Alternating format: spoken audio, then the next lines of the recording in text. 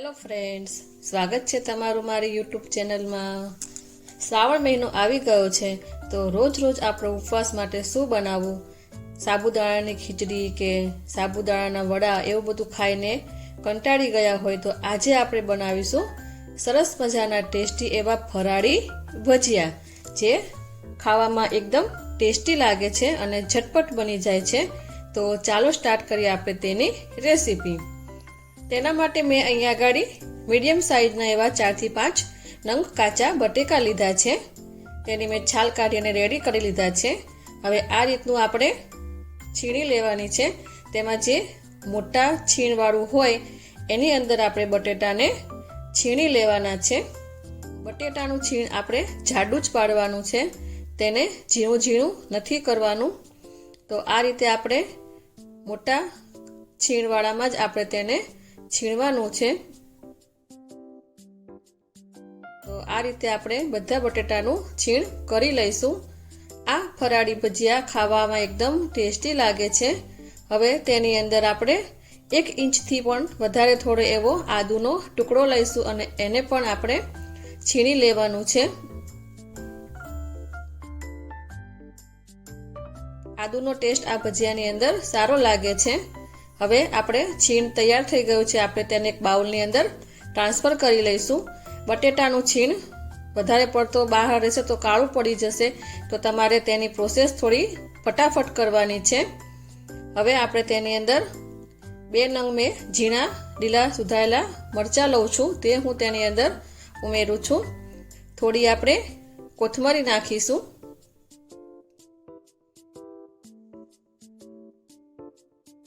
હવે મેં અહીંયા આગળ ખારી સિંગનો ભૂકો કરી લીધો હતો, તે 2 થી 3 ચમચી જેટલો આપણે તેની અંદર ઉમેરવાનો છે।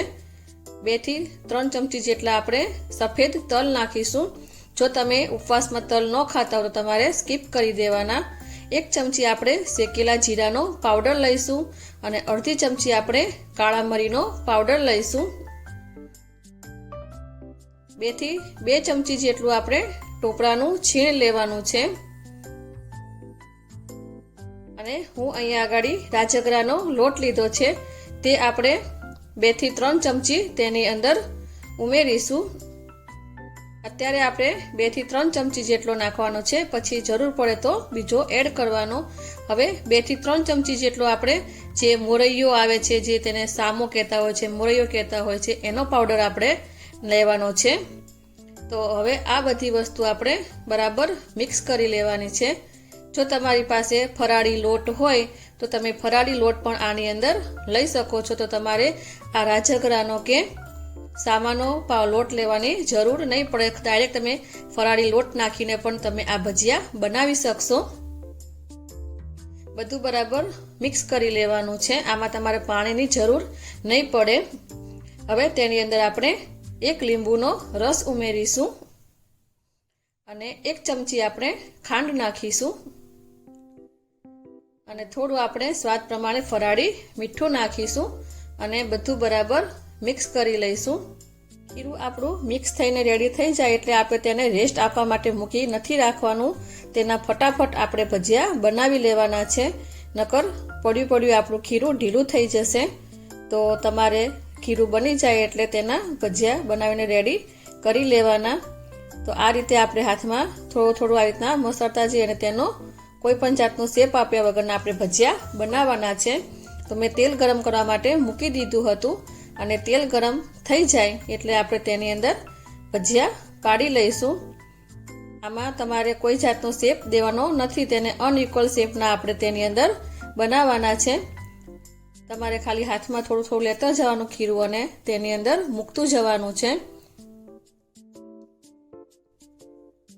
આ રીતે હાથમાં થોડું બેટર લઈ અને તમે થોડી આવી રીતના થોડોક આમ શેપ આપી અને તેની અંદર મૂકી દેવાના છે। આ ભજીયા બનાવવા એકદમ ઇઝી છે, 10 મિનિટની અંદર આપણા ભજીયા બનીને રેડી થઈ જાય છે, જે ખાવામાં પણ એકદમ ટેસ્ટી લાગે છે। તેને વચ્ચે વચ્ચે આપણે ફેરવતા રહીશું અને થોડો ગોલ્ડન બ્રાઉન થાય ત્યાં સુધી તળી અને પછી તેને આપણે કાઢી લેવાના છે। સાબુદાણાના વડા કે સાબુદાણાની ખીચડી તો આપણે દર વખતે બનાવતા હોઈએ છીએ, પણ આ રીતે આપણે એકવાર ભજીયા જરૂરથી બનાવજો।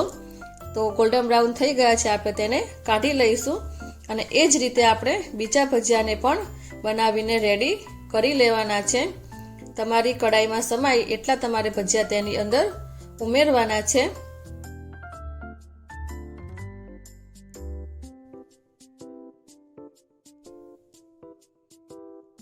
તો ભજીયા આપણા બનીને રેડી થઈ ગયા છે.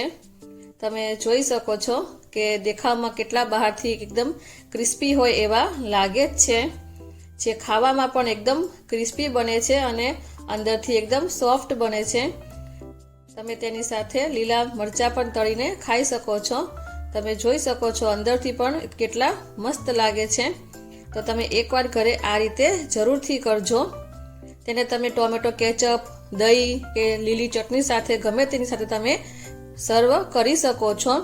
તો તમને આજની આ મારી રેસીપી કેવી લાગી મને કમેન્ટ બોક્સમાં જરૂરથી જણાવજો. જો તમને મારો વિડીયો ગમ્યો હોય તો મારા વિડીયોને લાઈક કરી, શેર કરી અને મારી ચેનલને સબસ્ક્રાઈબ કરી દેજો. તો ફરી મળીશું આપણે નવા વિડીયો સાથે. Thanks for watching.